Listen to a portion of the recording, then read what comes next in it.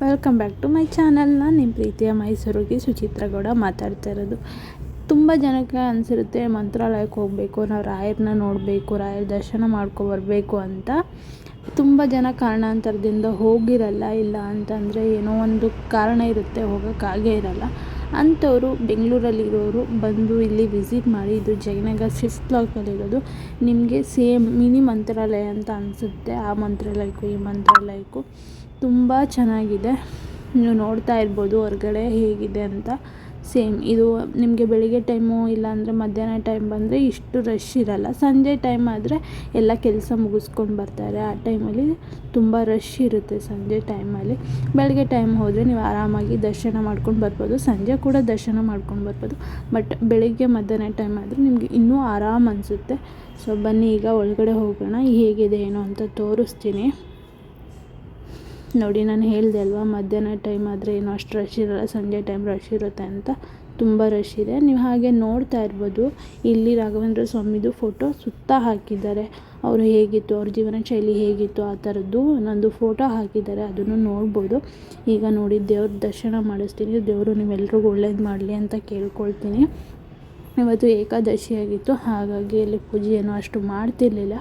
But ನಾವು ಪ್ರತಿ ಗುರುವಾರ ವಿಸಿಟ್ ಮಾಡೋದ್ರಿಂದ ಸೊ ನಾವು ಹೋಗ್ತೀವಿ. ಪೂಜೆ ಮಾಡಲಿ ಬಿಡಲಿ, ಇಲ್ಲ ಅಂದರೆ ಇನ್ನು ನಾರ್ಮಲ್ ಗುರುವಾರ ಟೈಮು ತುಂಬ ಅರ್ಚನೆ ಮಾಡ್ತಾರೆ. ಇದು ಅದ್ರ ಪಕ್ಕನೇ ಇರುವಂತಹ ವಿಗ್ರಹ. ನೀವು ಪುಷ್ಪ ಪೂಜೆ ಇಲ್ಲ ಬೇರೆ ಬೇರೆ ಏನಾದರೂ ಪೂಜೆ ಮಾಡಿಸ್ತೀನಿ, ಹೋಮ ಮಾಡಿಸ್ತೀನಿ ಅಂದರೂ ಕೂಡ ಮಾಡಿಸ್ಬೋದು.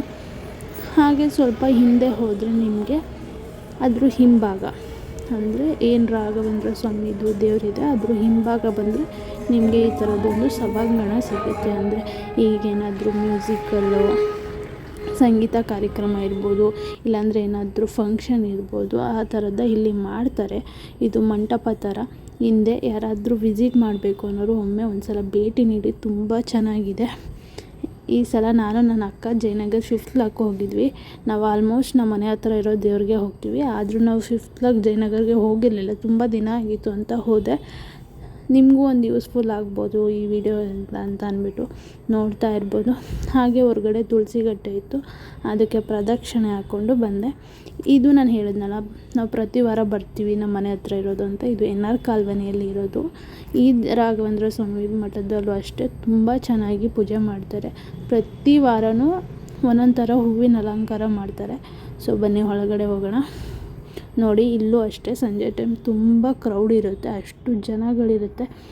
ಅಂದರೆ ನಮ್ಮನೆ ಅಂತೂ ರಾಘವೇಂದ್ರ ಸ್ವಾಮಿಗಳು ಅಂತ ಅಂದರೆ ಒಂಥರ ನಮ್ಮ ಜೊತೆನೇ ಇದ್ದಾರೇನೋ, ಏನೋ ಒಂಥರ ಪಾಸಿಟಿವ್ ವೈಬ್. ನಮ್ಮನೆ ಎಲ್ಲರೂ ಅಷ್ಟೇ, ಅಷ್ಟು ನಂಬ್ತೀವಿ ನಾವು.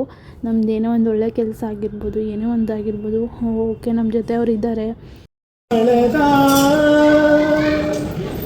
ಪರಮ ಪುರುಷ ನಮ್ಮ ಕೃಷ್ಣನ ತೋಟದ ಹೂಬೇಕೆ ಪರಿಮಳದ, ಹೂಬೇಕೆ ಪರಿಮಳದ, ಪರಮ ಪುರುಷ ನಮ್ಮ ಕೃಷ್ಣನ ತೋಟದ ಹೂಬೇಕೆ ಪರಿಮಳದ. ದಾರದಿ ಕಟ್ಟಿಲ್ಲ ಮಾರು ಹಾಕುವುದಲ್ಲ, ಕೇರಿಗಳಲ್ಲಿ ಮಾರುವುದಲ್ಲ. ದಾರದಿ ಕಟ್ಟಿಲ್ಲ ಮಾರು ಹಾಕುವುದಲ್ಲ, ಕೇರಿಗಳಲ್ಲಿ ಮಾರುವುದಲ್ಲ. ನೂರಿ ಭಕುತಿ ಎಂಬ ಭಾರಿಯ ಬೆಲೆಗಿದ, ನೂರಿ ಭಕುತಿ ಎಂಬ ಭಾರಿಯ ಬೆಲೆಗಿದ, ಮಾರೆಂದು ಬೇಳಿದ ಶೌರ್ಯ ಸೊಬಗಿನ ಹೂಬೇಕೆ ಪರಿಮಳದ, ಪರಮ ಪುರುಷ ನಮ್ಮ ಕೃಷ್ಣನ ತೋಟದ ಹೂಬೇಕೆ ಪರಿಮಳ. ನೋಡಿದ್ರಲ್ವ, ಪುಟ್ಟು ಮಂತ್ರಾಲಯ ಅಂತಲೇ ಹೇಳ್ಬೋದು. ಇದನ್ನು ರಾಯರು ಯಾವಾಗಲೂ ನಮ್ಮ ಜೊತೆ ಇರ್ತಾರೆ, ನಂಬಿ ಅವ್ರು ಯಾವತ್ತೂ ನಮ್ಮ ಕೈ ಬಿಡಲ್ಲ.